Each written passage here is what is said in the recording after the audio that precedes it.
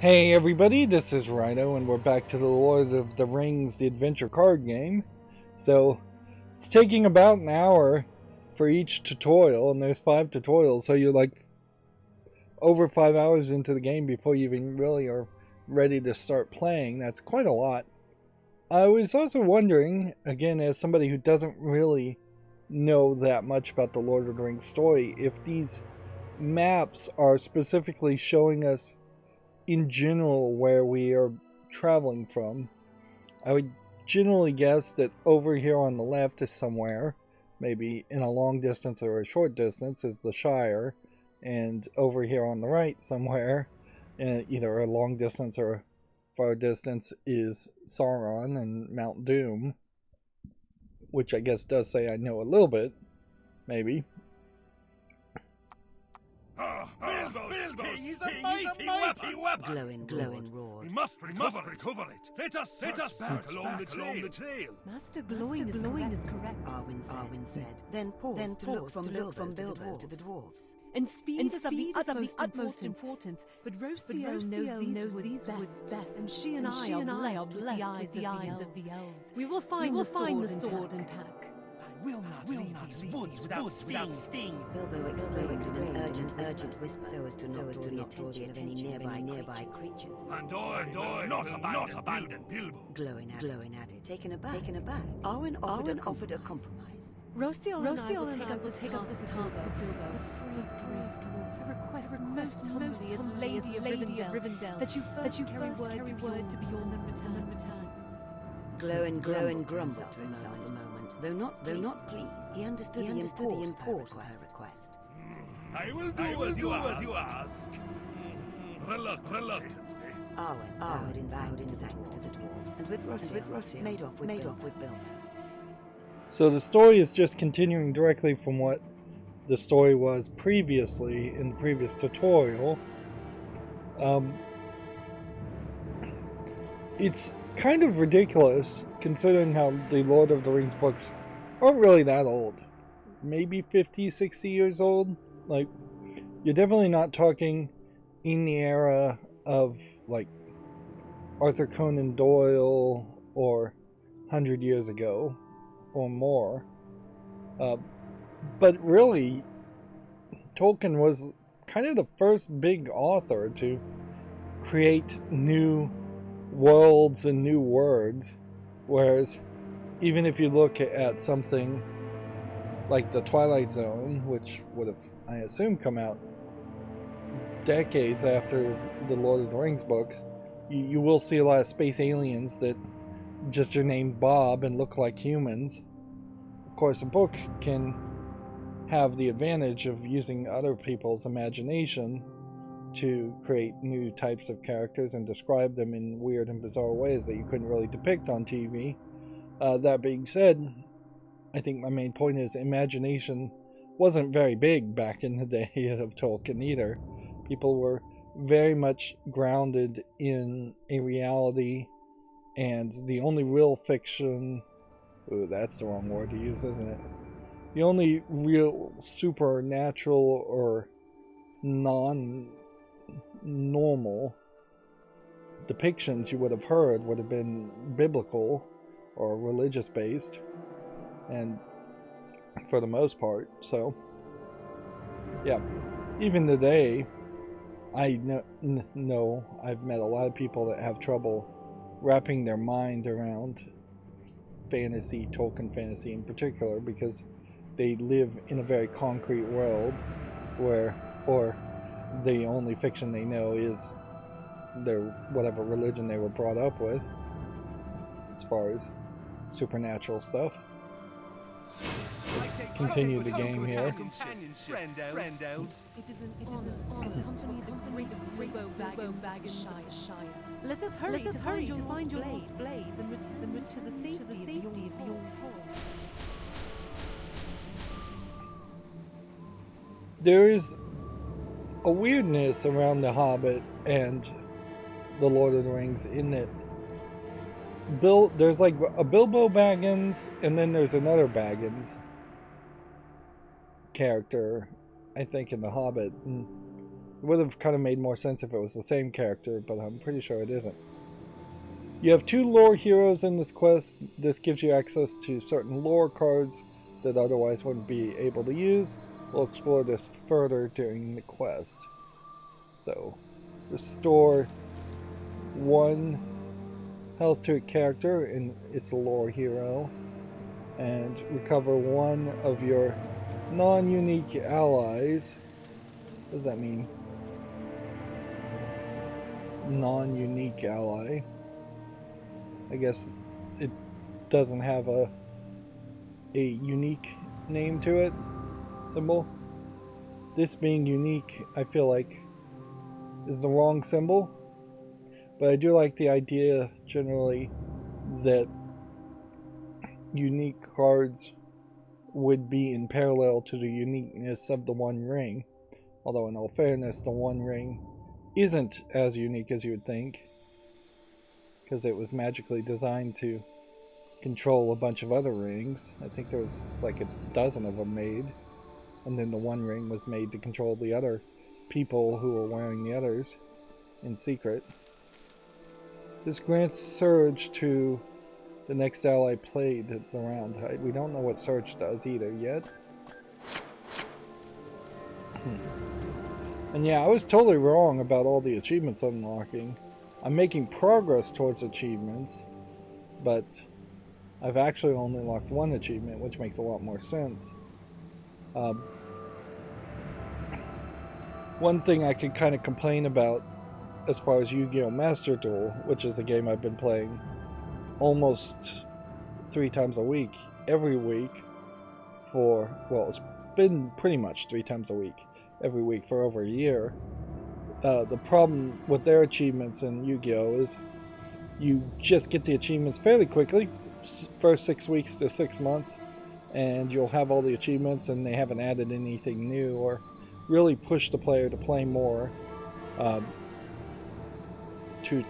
through using the achievement system, where this game feels like it definitely is designed in a way so that it would push the player to play more, which is pretty necessary considering how there's nobody online to play this game, and there is a pretty high price tag for what is effectively a single-player game that really shouldn't be a single-player game considering it's a card game.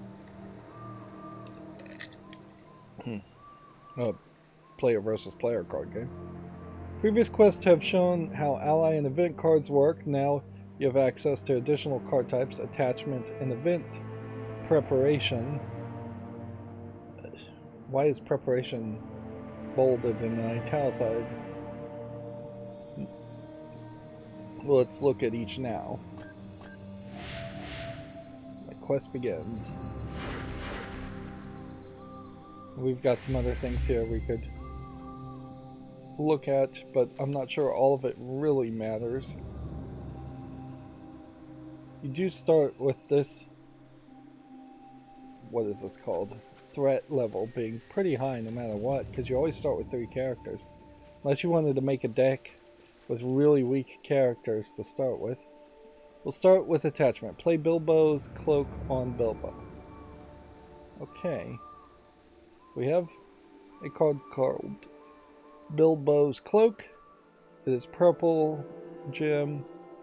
It has the symbol of being magical. -1 gain resource to Sauron. Hobbit only. So you can only put it on hobbits. And this card probably might benefit you more playing on higher difficulties where Sauron gets more energy. So you just drag it upward to play it, and then we attach it. Attachment is a card type representing armor, weapons, or special abilities. Characters can be equipped with 1 of each. So an armor, a weapon, and a special ability. So what kind of card was that? That was a special ability.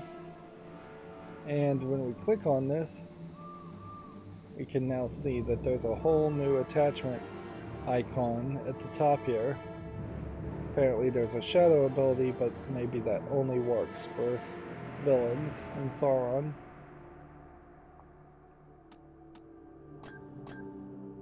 The gym. This gym means a unit has an attachment. Bilbo learn.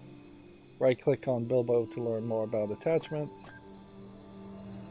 The attachment tray shows what type of attachments a character has equipped.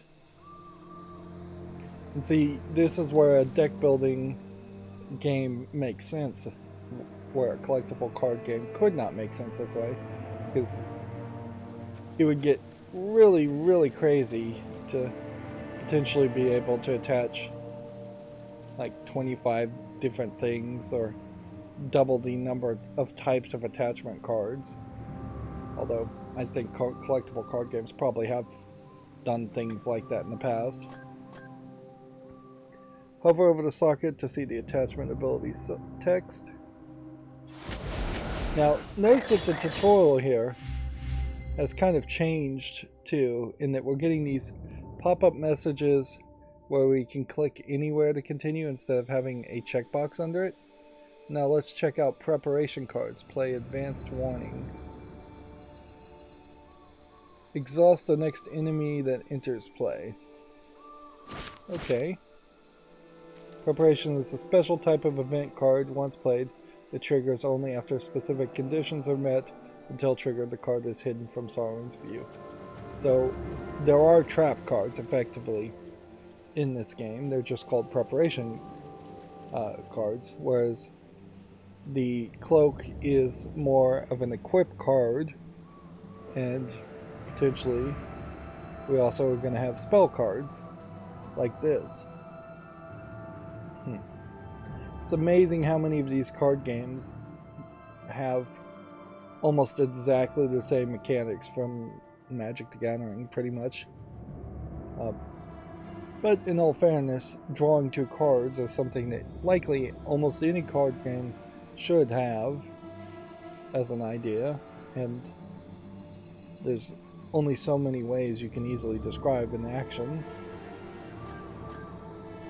Activate an active socket means a preparation card is waiting to trigger. Click to view. So these dots are preparation sockets. So you have, weirdly on the side here, 5 spots for preparation cards.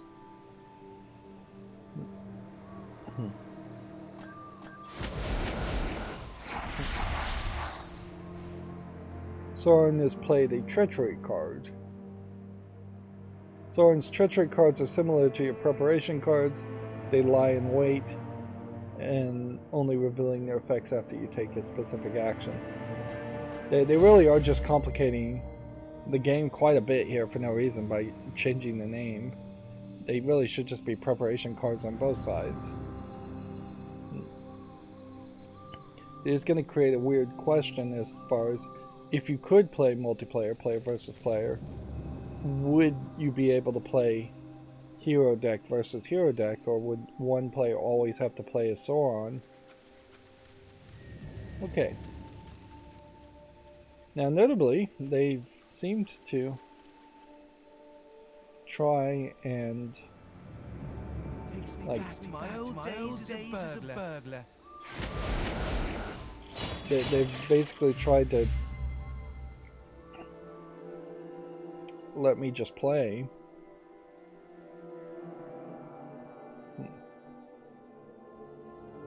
Okay. Power. Recover. I could use the power here. If I do this and add its fate to the fate meter.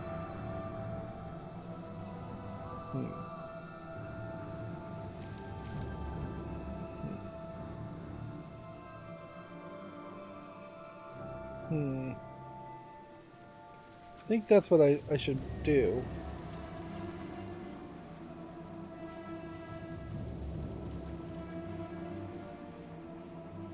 Okay, I'm gonna hit this.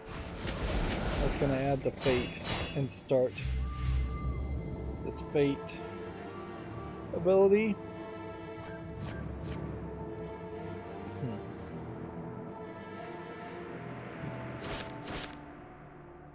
Then we go ahead and equip somebody.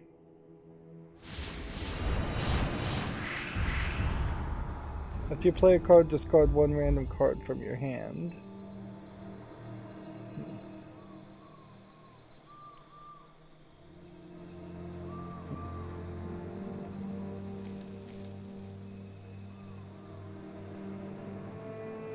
The history panel shows recent actions that you and Sauron have performed in the game, so it just let me play there for a couple turns. Hover over each icon for more information.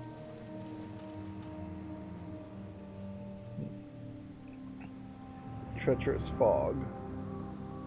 Like, you would just probably call it a preparation card and then just have the word treacherous in the name. Yeah, it's weird in this tutorial, it's just letting me play more. What was Sting? Add +1 or +2 when attacking a spider or orc. So, guaranteed kill if I do this. The Elven Blade Sting grants a bonus against spiders and orcs. Benefits like this can help your adventurers or hinder them, since enemies can have them also. Also read the cards to see if they provide any special benefits. Riven down! Defeat 3 spider units or something.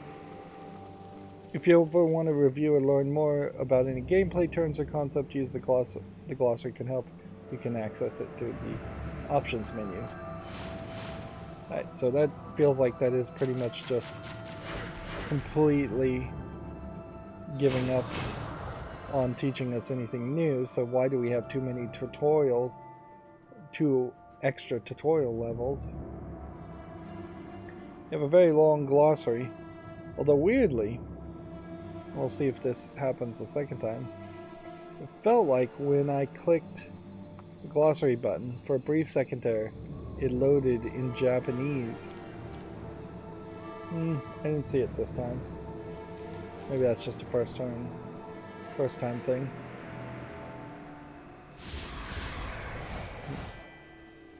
Start each quest with 30 cards and draw from the deck each round. If you draw all of your cards before the end of the quest, you can only use whatever cards are in your hand or in play or available in the fate meter. So you don't lose the game immediately for running out of cards, although it kind of doesn't matter because you're going to lose immediately as soon as the threat level gets to 50. Some cards are tailored for specific spheres, indicated by the sphere level. They have potent effects for their cost, but including them in your deck requires 2 or even 3 heroes of that sphere. So it's in the deck building aspect that you're forced to pick certain cards. So this guy had to have 2 of the book type things to be played. Don't know if that makes it any easier to balance the game. And inherently this card game doesn't really have to be that balanced. Maybe a little bit more play tested, since you're only going to put out expansions once or twice a year, but really, I don't know if that changes much. And inherently, though, I don't know if Yu-Gi-Oh! Or Magic the Gathering really playtest or balance their cards that much either. They try to avoid giant mistakes, but if they make a small mistake, they fix it later with a new expansion or with banning cards, which is what Magic does effectively. Magic the Gathering in particular bans cards pretty much on a rolling 12-month basis.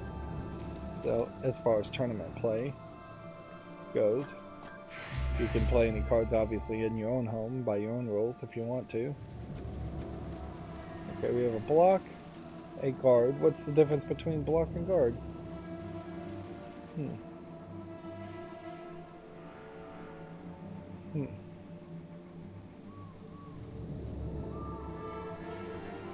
Maybe block is a permanent thing?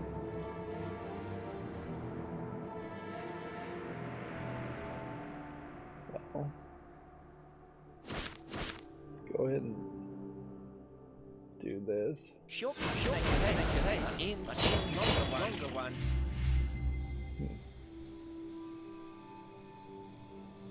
So if this guy has guard again,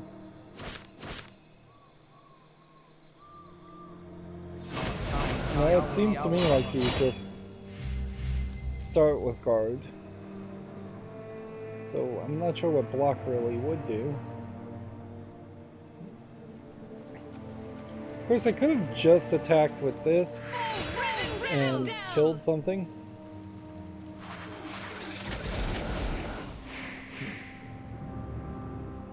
Now he's getting a bunch of resources.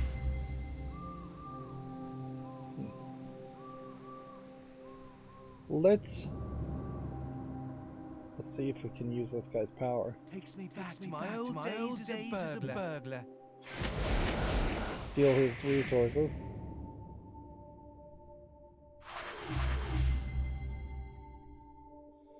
I could work towards this good company. I don't know how many I would need to do that though. It just doesn't seem necessary.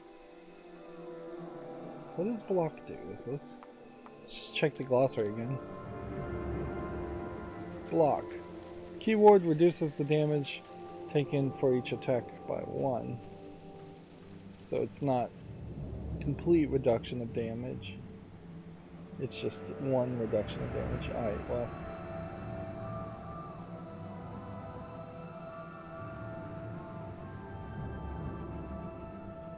Grant surge to your next ally played. If we had used this power, it's just easier to win, I think.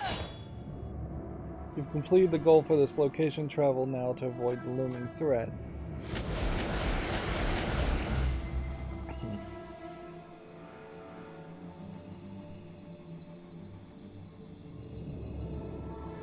So should we travel or should we end the phase?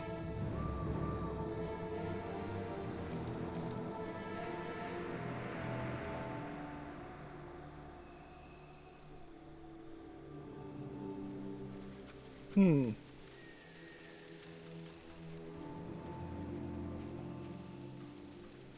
mean, there might very well be an argument to doing this first.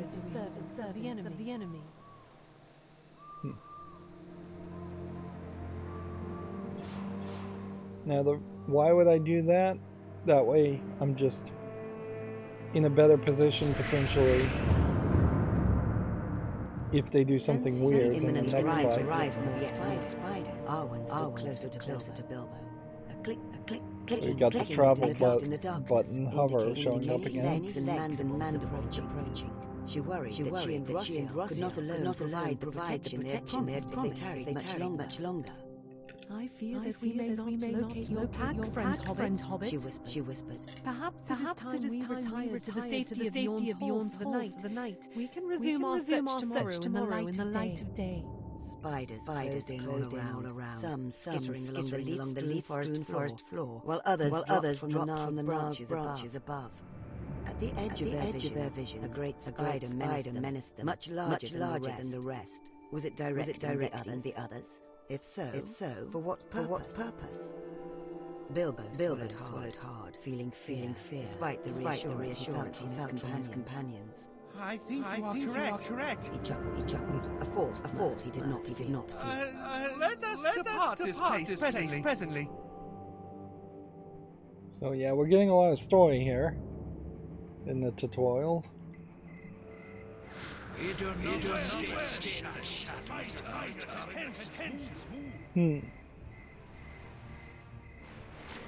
So it looked to me like the move was correct to summon early.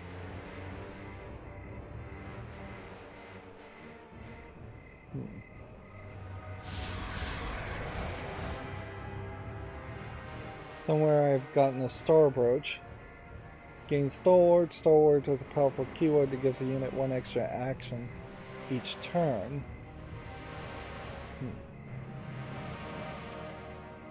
So let's give it to this guy. Humans Units with a summon icon aren't played directly. That would be this. Or this. Instead, they appear as a result of a triggering effect. Summoned units are exempt from enters plays effects, like from advanced warning or thick webs. Is this a summoned character? Yes, this was. Power, spend 1 resource, discard 1 shadow. Attachment. What's a shadow attachment? Does he have a shadow attachment? No. So, is Sauron going to get shadow attachments? Apply 1 progress to escape the gloom for each hazard resolved. So we need to resolve, I think, each of these hazards. And plus 1 threat for each unwounded enemy. Exhaust 1 random enemy. Exhaust an ally that every ally that enters the play. That's maybe not terrible. We've got a lot going on here though.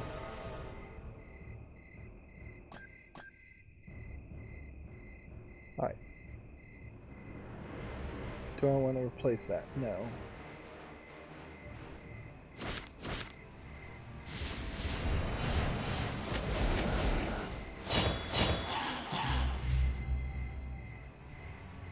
Okay.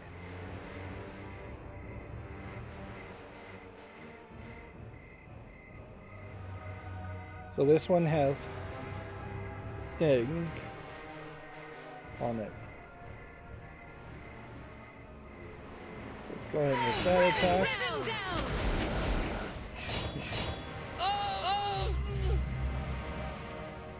And then that attack.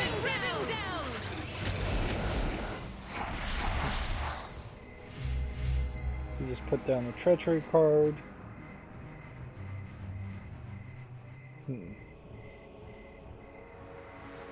So what this is going to boil down to, I think, is we've got to kill this, I think, first. And then go ahead and hit that one. And hit that one.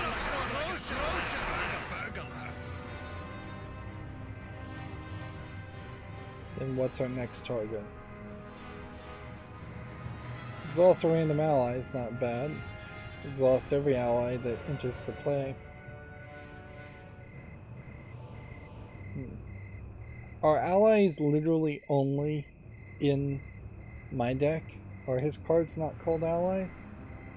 It might be a case. Yeah.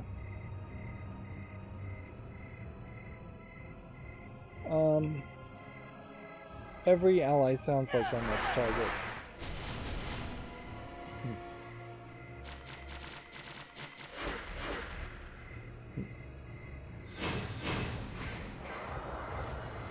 Store 1 health.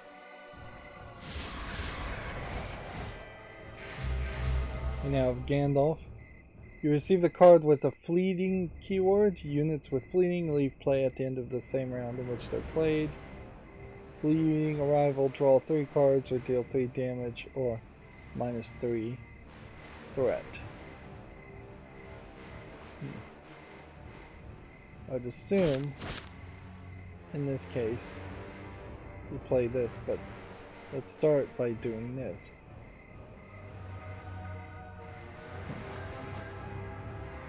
Some cards require you to choose from several options. Consider each choice carefully before you make a decision. It can be helpful to review the board, state, or even right-click units to see their details. First thing I wanted to do is get rid of resources on Sauron's side. We will draw 3 cards.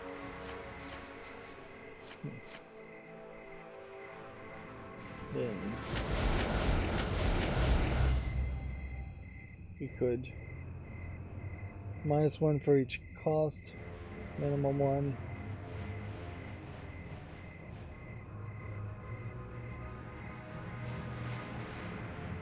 Cost of the next Sauron event played. So this is a preparation card, but it doesn't really seem like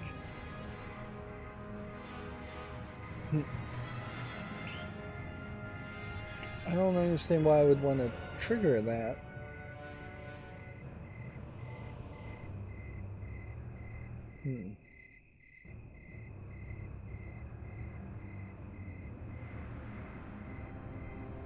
Can I play this? No, I couldn't. Even if I wanted to, I think the field is full.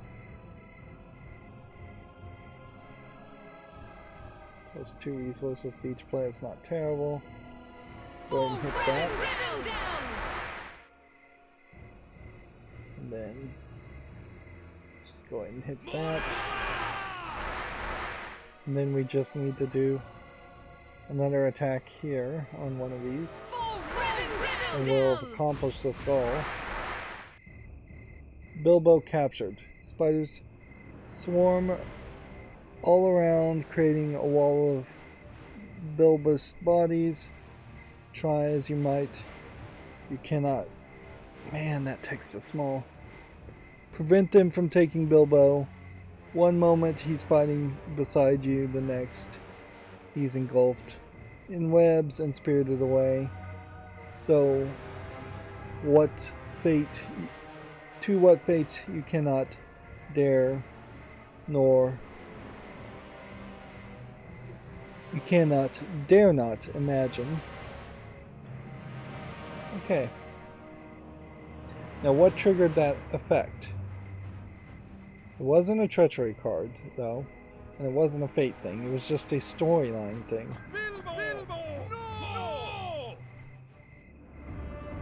And that completes the quest. The onslaught of the spiders finally paused, but only for a moment as they sought to regroup. In the confusion of the melee, the companions become separated, though each was fully aware of the calamity of Bilbo's capture. The spiders seemed to coordinate their attack with a purpose, and the abduction of Bilbo was not mere happenstance. They must have wanted the aging for some purpose only they could understand. Dark as this event was, there was one glimmer of hope in that they clearly wanted him alive, and that meant he could be rescued. If only the companions could gather again at Bjorn's Hall, and then stage a rescue. But the lull in the battle was over, and the spiders were gathering once again in greater numbers. The first task was simply survival. Only then could a rescue be attempted. I'd have to say this is probably a great point to throw out my own personal criticism as somebody who's never actually read The Lord of the Rings or sat through the movies. I can tell just by surface knowledge that there are a lot of characters in the Lord of the Rings books and story, and that's generally not what I like. I don't like it in video games. I don't like it in stories in general. It feels like there's at least 4 hobbits that could have been merged into one character with 4 times the personality. It feels like there's just a whole massive amount of parties all traveling together, and it's just like too much to pay attention to, too many people to keep in mind. They say that the human mind can only really handle 100 relationships at a time before they start just completely forgetting people. And really, at that, you probably can only handle maybe a dozen friendships at a time. Really, it's all too much to manage. Game of Thrones, I guess, also has that same problem. But at the very least, in Game of Thrones, I think they split large groups of people into multiple different areas and kingdoms. Suffice to say, I guess I'm just not that interested in the idea of an epic fantasy, if part of an epic fantasy is that there has to be a massive amount of people. I would also be fine with as many people that are in the Lord of the Rings if they had been perhaps more gradually introduced and each character had their own unique personalities. And I just don't, as an outsider looking in, feel like all the dwarves and all the hobbits and all the villains have enough of a fleshed out personality that they're iconic or unique. So we finished this quest in 30 minutes, so drastically shorter than the last two tutorials.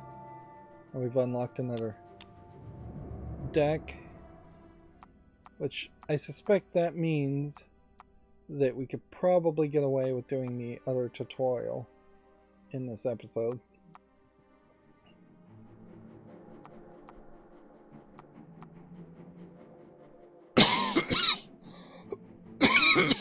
Excuse me.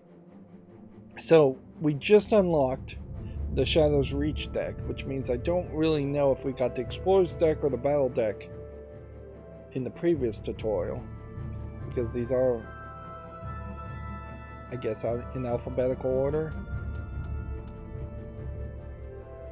Still not really a great way to show off these decks, however. It does definitely feel like Gandalf is your big tier card.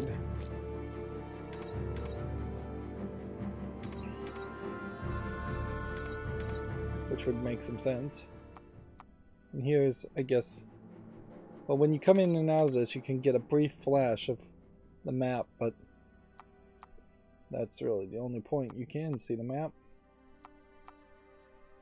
Right, so we did this. We got the quest reward.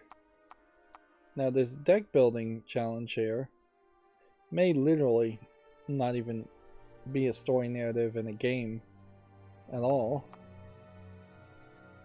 And you can see why there's a problem with this image, on top of it just not integrating well with the other thumbnails. When you get over here, the text is really difficult to read.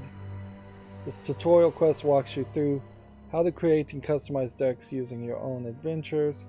Note you can't save during this. And noticeably, it doesn't seem like there's a reward or a difficulty setting here. Welcome to the deck building tutorial. Here we'll walk you through the basics of creating an effective deck for play. In the process, you'll be able to create a unique deck and save it for use later. Let's get started. I love the voice acting in this part, and I love the idea of a tutorial to step you through making a deck building. When you talk about Yu-Gi-Oh! And they have 7,000 to 10,000 cards, it is basically impossible for anybody new to Yu-Gi-Oh! To go into Master Duel, the digital game of Yu-Gi-Oh! And build a deck. There's just too many cards. Even if you have all the cards, there's too many to sort through. There's no idea what is a relevant gameplay mechanic in the modern time versus a gameplay mechanic that would have been only playable when it first launched Yu-Gi-Oh! 25 years ago. There's really no assistance at all. You're just thrown to the deep end, which leaves players having to just go online and look up what's called a meta deck, which is basically just a deck that everybody else is already playing or people have built. And you probably, as a new player, would start with like a free-to-play meta deck and try to get as much victories as you can there to get more rewards and in-game currency to then buy more cards to eventually get a more ranked play meta deck to try and win as much as possible in ranked play and then get even further rewarded. Of course, you don't really need any of that in a game that's really just a single player game that's a deck builder game, and this is why I would call this a deck builder game, because you are if you were to buy Lord of the Rings adventure card game, which I do believe exists in the real world, you would be given 3 copies of every card, basically, and you would then just build from a collection of what I bet is 100 cards, a 30 card deck.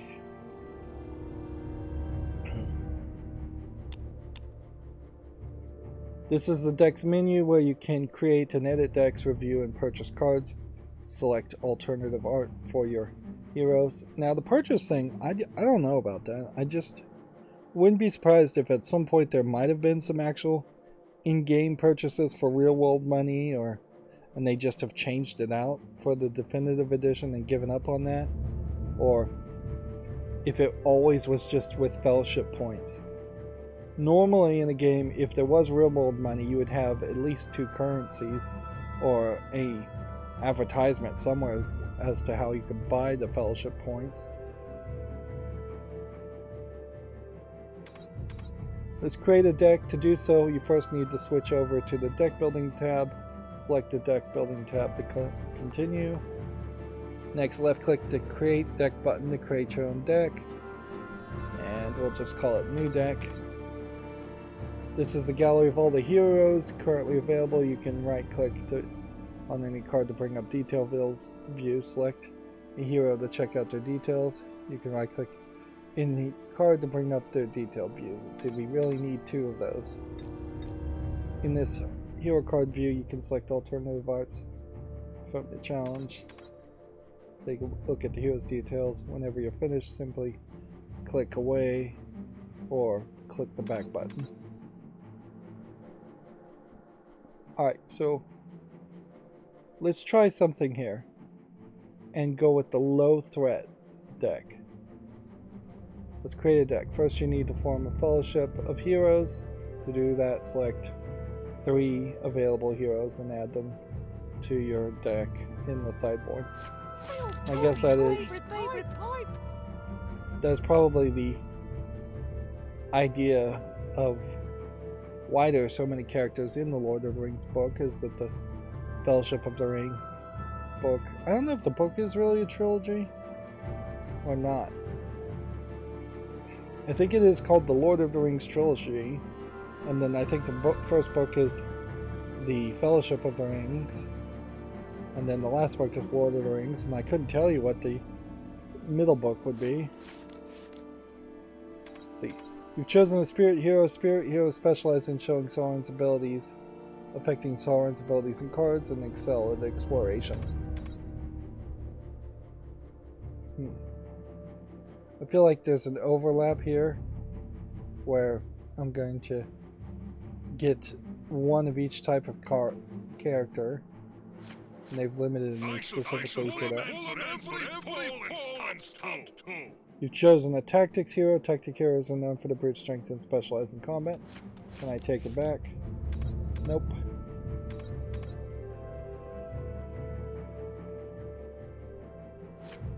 You've chosen a Lore Hero.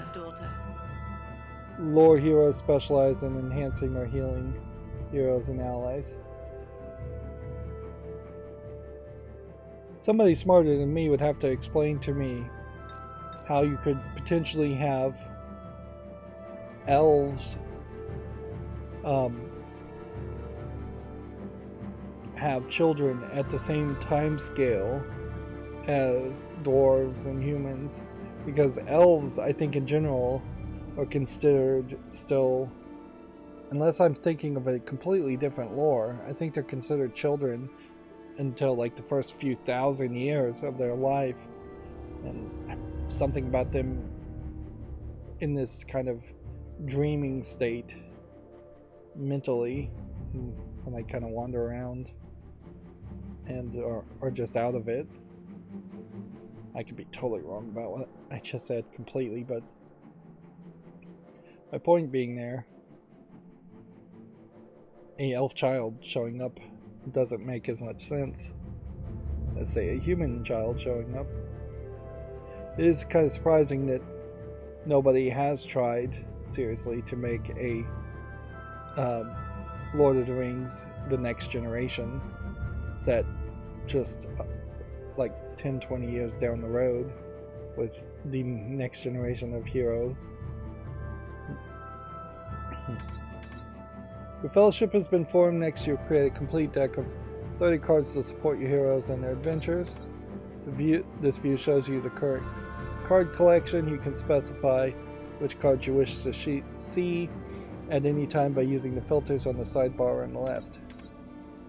Allies support your heroes, so let's start by choosing ally cards. View only ally cards, select the ally icon in the card type filter. Great, now look through your available allies and add 4 of them to your deck. The page forward, left click on the forward arrow and the back arrow.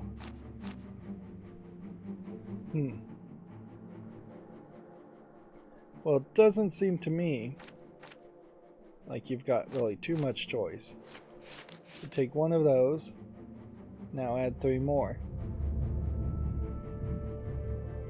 Let's take, don't forget more cards, you can click forward and backwards with arrows. And they really are just giving you very generic prompts after a few seconds.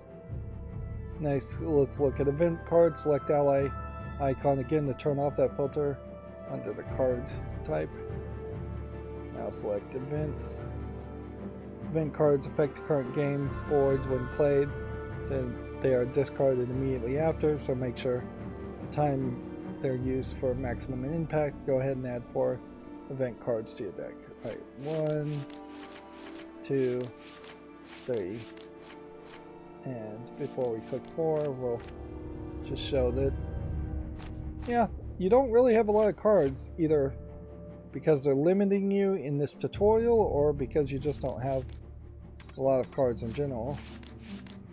You wait even a second and you get a secondary prompt. Well, if you wait about 20 seconds. You can also remove cards from the deck anymore. Let's try it out to remove any ally or event card. Let's go ahead and do that.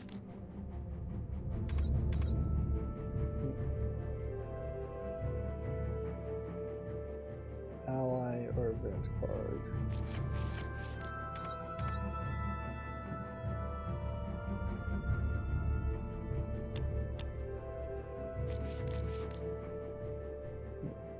There's just one more card type to cover, then you're free to finish the deck on your own, so let's check out attachments. To do so, turn off that card filter, turn on this. You equip attachment cards to heroes and allies during the game. To modify them, pick 2 attachment cards and add them to your deck. Okay, we'll just pick the first 2. Some of these images, this is card detail views. Yeah, you learn about more cards themselves. Some of these images are quite striking and beautiful, and they're naming the illustrator. Whereas, and this was a problem with a lot of the art in Magic the Gathering too, is a lot of the images good enough, but not amazingly great. Like it's kind of dull to just see a giant shield and a bunch of armor, even though that is what they're showing off. And then when you have different artists, there's just a different style. For 300 cards, it would make a lot of sense to have literally just one artist doing everything. Now that you've got the basics of how to build a deck, there's only a few things left to cover. Filters are turned back on so you can see all of your available cards. Each card has a sphere level. The cards of higher level have heightened effects or give you access to abilities not normally featured in that sphere. Filters sidebar has a sphere level. Well, I hate to do this. I'm going to pause the recording and take a little bit of a break. I'll be right back. Okay, I'm back. Sorry about that. The filter sidebar has a sphere level filter. Turn off the sphere level 1 filter so you can only see higher level spheres. Okay. The gallery now only displays sphere level 2 and 3 cards. You can also identify these cards by the number next to each sphere icon down here at the bottom right.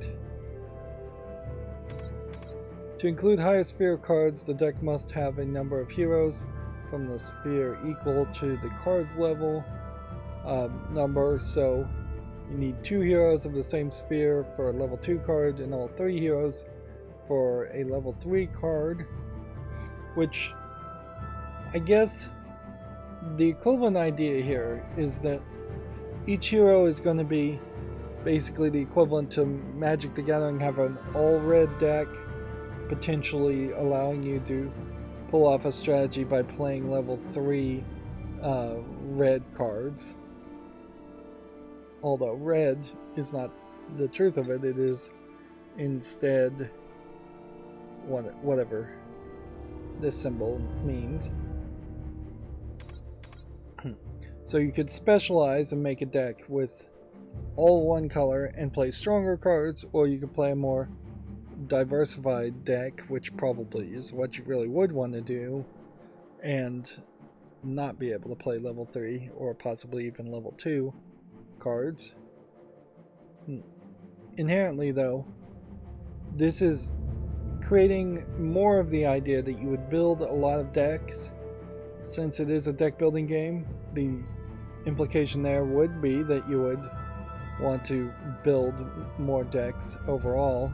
That if you had friends, say in the real world, if you're playing the real world version of this, if they were coming over once a week, you would build 2 or 3 decks, or at least one new deck every week for you or one of your friends to play as, and then the next week they'd play a different deck, instead of Yu-Gi-Oh!, which mostly you would just build one deck that is pretty good and stick to it to learn the strategy and get better at playing that deck.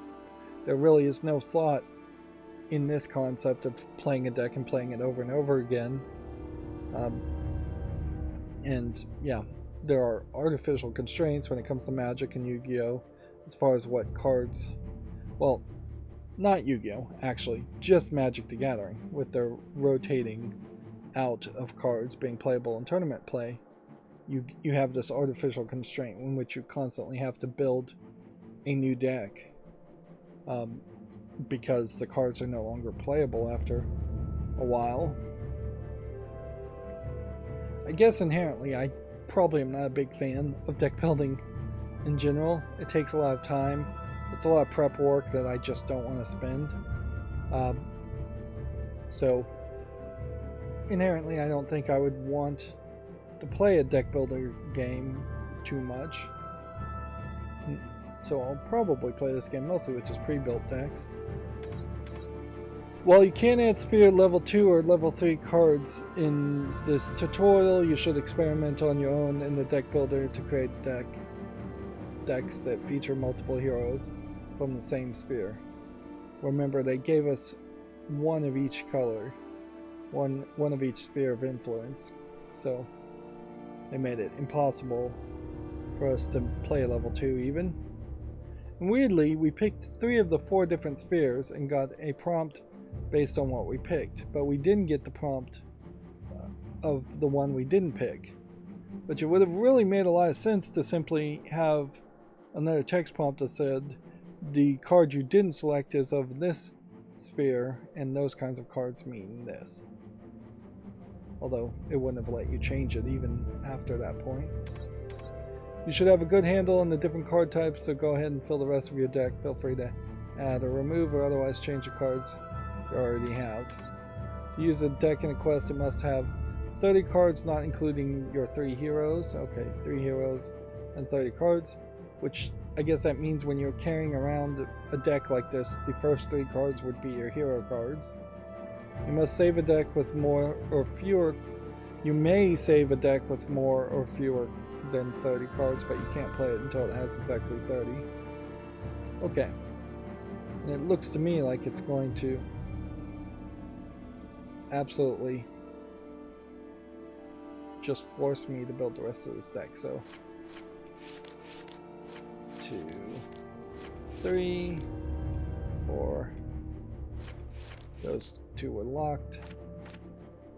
So it's actually quite a lot of cards locked here. And I guess that's intentional, that they're trying to grow a sense of dissatisfaction when you go through this whole list and see. Could probably just click this and see own cards. The rest of these, core cards versus campaign cards versus fellowship cards. And it's weird, they do have a legendary and standard quality, which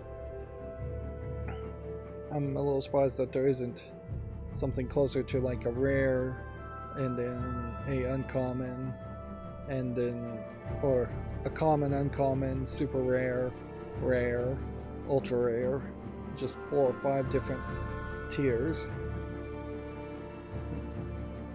And then they've added this neutral card sphere. But yeah, very much you cannot you cannot make a Sauron deck.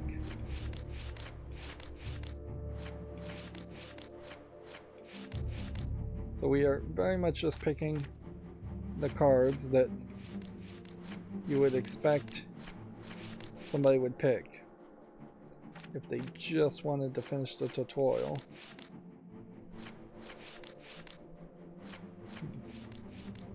Just 1 of everything. I could certainly have chosen 2 of everything and sped up that process. That only got us to page 6 of 18. There's 18 pages and there's 6 cards being shown on each page. Then you know you are just about at 100 cards. Wouldn't be surprised if it is 100 even. And noticeably, you only have 2 copies of each card, so that's a weird limitation. Usually it's 3 copies, but then again, the decks and the card games that do allow you to have 3 copies of a card tend to have 60 to 90 cards in a deck, and that tends to be a bit overwhelming as far as how long it takes to play this. So here we have a unique card, but there are 2 copies of it, so you can have 2 copies of a unique card in your deck. It doesn't seem like there's any limitation to the point where you can only have 1 card in your deck at all. If there was going to be something like that, you would have thought it would have been a hero card. I guess you can only have 1 of those in your deck, so you got some severe limitations there as it goes. The only different thing you can filter the heroes with is the threat level versus the cost level. So you never just pull a hero out of your deck, do you? Congratulations, you've created your first deck. When you're happy with the contents, go ahead and save it. This will end this tutorial, but you can still edit the deck at any time from the decks menu. Okay, so we'll save that deck. We made some kind of progress towards creating a deck. So I may very well, for achievement reasons, just need to build 10 decks or something like that real quick, and that would be something I would do off screen if I really cared to get all the achievements in this game. I have 2 of 73 so far, so really it's going to depend on how much I play this game. Notes on difficulties. You've learned much during these prelude quests so far. In the next quest, Flight Through the Darkness, you can enjoy the standard quest experience for the first time. Each quest has 3 play styles to choose from. Each style determines overall difficulty, features different styles of play. The first time you play Flight Through the Darkness, you'll be restricted to standard difficulty. After that, you can pick the difficulty you enjoy the best. We recommend trying each to see which suits you best. Yeah, I question how the difficult... I mean, I guess you just play the rule set differently if you're going to play this in the real world. Honestly, it does kind of feel like the Lord of the Rings adventure card game isn't a terrible real world card game to potentially play, in that it does seem like it is probably a shorter experience. That being said, I wouldn't be surprised if you have to spend close to $100 to get the first starting set, or the starting set with a couple of expansions, which would be kind of expensive. Yeah, compared to like a video game for $20, it would be very expensive, I guess. There is also a very good possibility that the Lord of the Rings adventure card game, assuming it really does exist in the real world, which I do, may be out of print. So buying it may be extremely expensive as a collectible.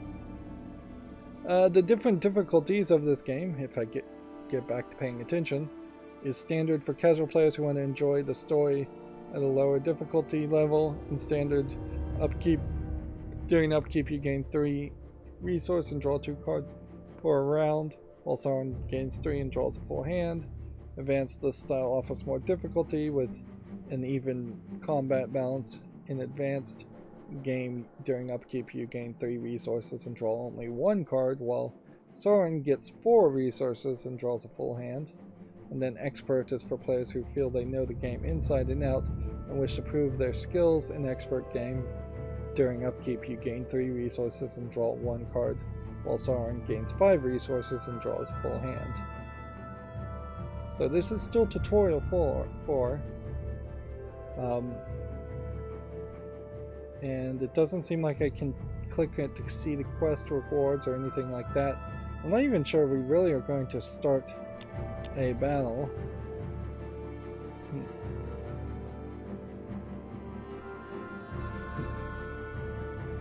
In addition to selecting your difficulty, you will also get to choose which deck you use on your quest. Simply select the current deck in order to examine its contents, or choose a different deck. Make sure to choose carefully the right mix of heroes and cards. It can greatly increase your chance of success. Likewise, a bad interaction between heroes in your deck might lead to ruin. If you decide that none of your current deck meets your expectations, you can return to the deck menu at any time and edit an existing deck or construct an all-new deck. Good luck, and may fortune smile upon your fellowship as they stand against the forces of Sauron. Alright. So yeah, that was really just showing you an image of something like this, but there isn't actually something like that. Which, okay. Flight Through the Darkness, Tutorial 5, is the first one where you can select a deck, and on the first completion you get 1,000, on the second completion you get 1,000, and on the third completion you get 1,000 fellowship points. Interesting. So it definitely feels like it is tempting you to try it with different difficulties.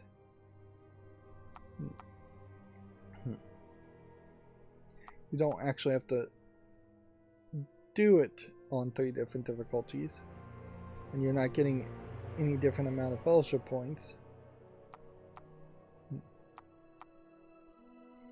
Alright, so we've gone about 4 hours so far just doing tutorial, and we have one more tutorial to do in the next recording. And then it would be adventure, stories from the lore, which I wouldn't be surprised if there's quite a lot there, and then campaigns, and then encounters. And I wouldn't be surprised if there isn't that much of a difference between any of that. We have not unlocked any customization at all, just for doing the tutorials. We've just unlocked decks. And then this final deck selection here that they want us to play. New deck has these heroes. This guy, and this girl. What do they have equipped by default? this guy, this girl, and this guy, which would be the starter deck. Yeah. And I think that is a fair way to play. Certainly just play with the starter deck and see if it really does work for us. If it doesn't, then we could try the battle deck, the explore deck, and the Shadow's Reach deck. I don't think we played the Shadow's Reach deck at all, and I seriously doubt we should play the new deck. I question something interesting here, since we just did the deck building tutorials. How many decks can you create?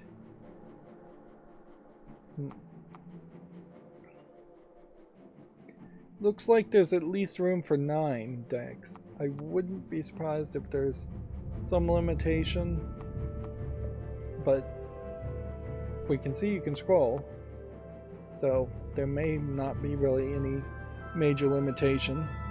That's something that's weird about Yu-Gi-Oh! Master Duels, that they limit you on the number of decks and then they try to sell you and make you spend real-world currency, and real-world money, effectively, to give you more slots for more decks. Not that many people would actually take them up on that offer. Now, it is a little noticeable we haven't seen a lot as far as Sauron's gallery, so there is potentially a limitation here, in that we really may not have as many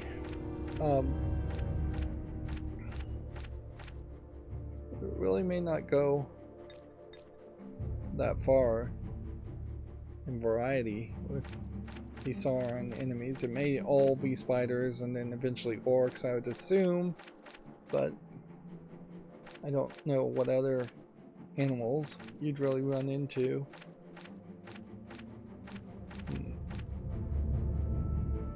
No. And certainly in the long run, I could see how a game like this is only going to maintain a long-term appeal if you are a huge fan of Lord of the Rings.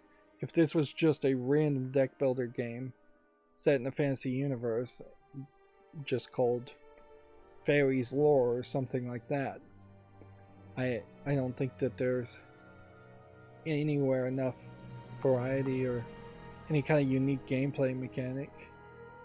Generally speaking, when I see someone talking about a collectible card game or a deck building card game that's not one of the big ones, if it's not Pokemon the trading card game, which I haven't mentioned because Pokemon the trading card game for the most part is just Magic the Gathering for kids. But yeah, when you're not talking about Pokemon or Magic or Yu-Gi-Oh,